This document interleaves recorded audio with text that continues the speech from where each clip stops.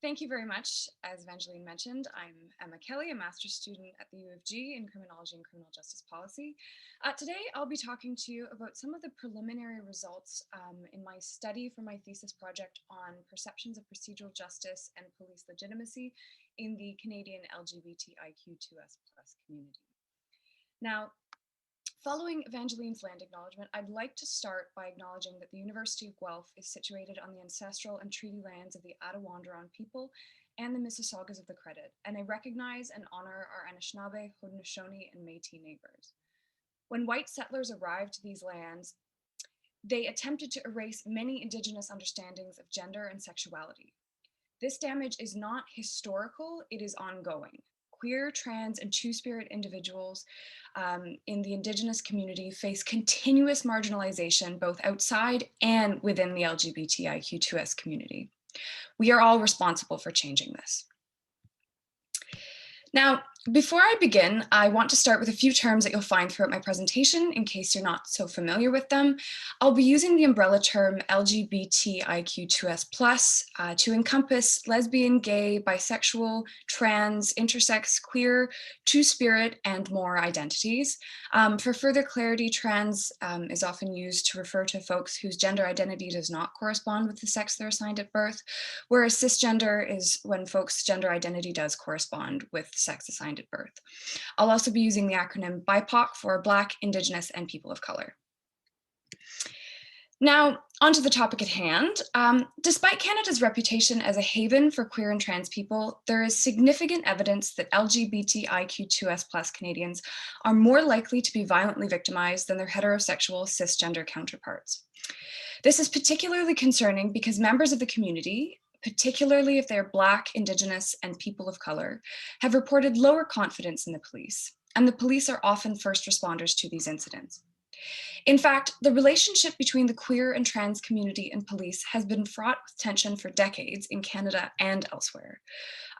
Pride Toronto, Canada's largest celebration of LGBTQ identity and community, was born out of a protest against police raids of gay men's bathhouses. While these bathhouse raids took place in the early 1980s, the current disproportionate exposure of marginalized LGBTIQ2S+ individuals to police and police investigations of crimes against queer and trans people of color are also under scrutiny from some members of the community today. Recently, an independent civilian review into missing persons investigations that was released less than 2 weeks ago found that police investigations into Bruce McArthur's murders of 8 men, as well as other deaths of people connected to Toronto's gay village, many of whom were Black, Indigenous, and people of color, was influenced by anti-gay bias, stereotypes, and flawed investigative techniques. However, experiences with police do vary significantly within the community, as those who have achieved relative acceptance and status may not face some of the negative experiences and discrimination that has been reported by more marginalized members of the queer community. So procedural justice theory has been particularly helpful in understanding the relationship between police and other marginalized communities. This theory posits that low perceptions of procedural justice, which is understood in the policing context as an individual's beliefs about the quality of treatment and quality of decision-making by police, lead to low perceptions of police legitimacy, which is understood as public acceptance of the police role in enforcing society's laws, and is comprised of trust in police and feelings of obligation to obey. Proponents of procedural justice theory argue that procedural justice surpasses police performance or the capacity of police to undertake their core business, and surpasses distributive justice, which is police fairness in distributing their services. Proponents of the theory argue that it surpasses both of those variables in predicting police legitimacy. To date, there's been little research that has systematically assessed queer and trans Canadians' perceptions of police, none that has assessed LGBTIQ2S+ Canadians' perceptions following a procedural justice theory framework. And only 2 other studies globally have tested procedural justice theory in the context of the LGBTIQ2S+ community. This research is imperative because police legitimacy is connected to a number of positive outcomes. I've been attempting to address this gap in the literature for my master's thesis project, working to extend the coverage of this particular theory to a new population, but also highlighting the diverse experiences and perceptions of individuals in the queer community, particularly those who are Black, Indigenous, and people of color. The first research question tests whether this theory is applicable to the Canadian queer community, but it would also be a misconception to assume that the LGBTIQ2S+ community and therefore their opinions are monolithic. There are a range of beliefs about police that have been expressed within the community, and I'd like to identify how these perceptions differ based on identity. So, based on previous literature, I developed 3 hypotheses. First, perceptions of procedural justice and police legitimacy will positively correlate. Second, that trans folks will report lower perceptions of police than those who are cisgender. And third, that people who are BIPOC will report lower perceptions than white individuals. I've used procedural justice theory to construct my first hypothesis, but I'm relying on information that is known about the trans and queer, Black, Indigenous, and people of color communities' relationship with the police in Canada as the basis for my second and third.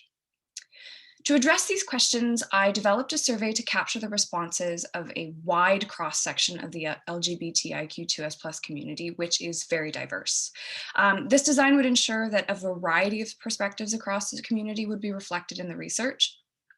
A survey is also a useful tool in ensuring the data is gathered anonymously. This is particularly important because this topic is very sensitive and divisive in this community.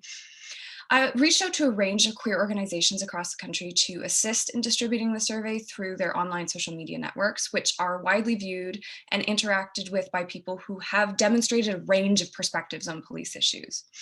I was able to successfully partner with 5, and I received 338 complete responses. To measure the key constructs, I used measures developed by procedural justice scholars, most notably Tom Tyler, who pioneered the theory, but I also used measures that were tested for construct validity by Reisig and colleagues. To most accurately and sensitively ask respondents about their sexual orientation and gender identity, I followed best practices recommended by queer scholars as well as research groups and sought advice from a trans educator in Guelph, because these questions on identity may determine whether individuals are comfortable completing the survey. So I included a couple examples here of the questions that I asked. For concepts related to procedural justice, I used Likert scale responses where people were asked to rate from strongly disagree to strongly agree each statement. So for example, for procedural justice, I had statements like police treat citizens with respect. Police legitimacy, I had people's basic rights are well protected by the police. Distributive justice, for example, police provide the same quality of service to all citizens. After cleaning the data, I performed several analyses, which are at this point nearly complete. The vast majority of studies assessing the impact of procedural justice on police legitimacy have employed OLS regression. So to apply this theory to a new population, I chose methods that would be similar. But I also used open-ended questions that followed several of the closed-ended questions to illustrate the findings of the quantitative results in more detail. And I used thematic analysis to code these questions. So ultimately, mirroring much of the body of literature on procedural justice theory, I found that procedural justice was top of mind for respondents, and their evaluations of police legitimacy could be predicted with procedural justice. My adjusted R-square before and after control variables were added into the model was very high, all indicating that at least 73% of police legitimacy perceptions could be predicted by the variables captured in the survey. As I mentioned before, procedural justice, police legitimacy, and distributive justice were all measured using composites of several Likert scale questions, and each of the composite medians are somewhere between strongly disagree and disagree to positive statements about the presence of each of these respective constructs. Performance was measured a little bit differently, and the median response was between poor and fair. The quantitative findings were further illustrated by an open-ended general question on participants' perceptions of police. Many of the responses contained procedural justice concepts, which illustrates why my R squared was so high. So, for example, one person writes, as I am, I have had positive experiences with the police, but this has almost never been the case when with masculine and or non-white partners in the past. I am not and probably never will be comfortable holding my girlfriend's hand in front of an officer for fear of mistreatment or sexualization. A number of other participants spoke of their visibility as queer people predicting the treatment by police. This response was not unique, but some of the perceptions are not always connected to queer identity. Others have general feelings about the police that mirror these procedural justice concepts. One person says, I feel wary, as though I'm seeing an unpredictable wild animal that might attack or might just move on with its business and leave me alone. I tense up and try to become invisible until they are gone. Pardon me. One more person writes, even in a life-threatening situation, I would never call the police for help, as they often shoot first and ask questions later. Unfortunately, a number of respondents expressed that they would not call police for assistance unless in an absolutely dire situation. Now, when examining the second hypothesis, I found that gender identity was a statistically significant predictor of perceptions of legitimacy when I added it into the model alone. So this essentially means that trans and non-binary individuals had lower perceptions of police legitimacy than their cisgender counterparts, and I found that cisgender men had the highest perceptions of all. However, once other variables are introduced, this effect completely disappears. I'm in the process of investigating why this second finding may present this way, but I suspect that it's because people with non-normative gender identities may experience procedurally unjust treatment or expect it, which could contextualize this finding. My third hypothesis examined the relationship of ethno-racial background and legitimacy, but I found that it was not a statistically significant predictor in the regression models. But this could be because people who identify as Black, Indigenous, and people of color comprise a small portion of the sample. That said, how police treat Black, Indigenous, and people of color in Canada and within the queer community was top of mind for many respondents, whether or not they themselves were BIPOC. For example, one person says, I think the police officers usually do their job well. It's just that their job is to uphold the ideals and interests of the state. Officers that subjugate political threats, Black and Indigenous populations, are in fact fulfilling their role to the best of their abilities. Interestingly, many respondents note that their issue is with the institution of policing rather than the individual police officers. Other people report poor experience or fear and an apprehension to call police for help and connect this to ethno-racial background. One person says, when reaching out for help from my white, cisgender, middle-class self, I got efficient help.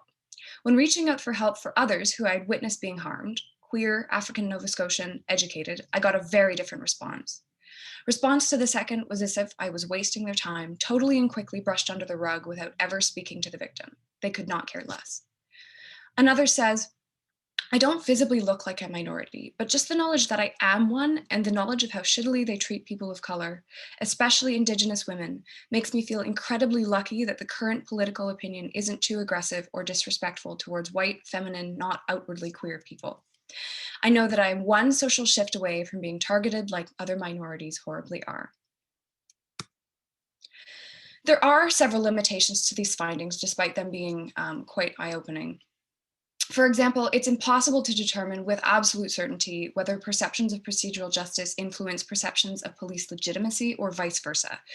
I've attempted to mitigate the impact of this limitation by asking whether respondents have had any previous interactions with police, but it can't eliminate this limitation altogether, so I have to be careful not to make causal conclusions. And it's also impossible to have a truly representative sample of the queer and trans community because there is no sampling frame of queer and trans people in Canada. Additionally, survey research may not be able to gather insight on why participants hold certain perceptions, but the rich answers provided in the open-ended questions do mitigate this limitation somewhat. However, Despite these limitations, there are nonetheless a number of benefits.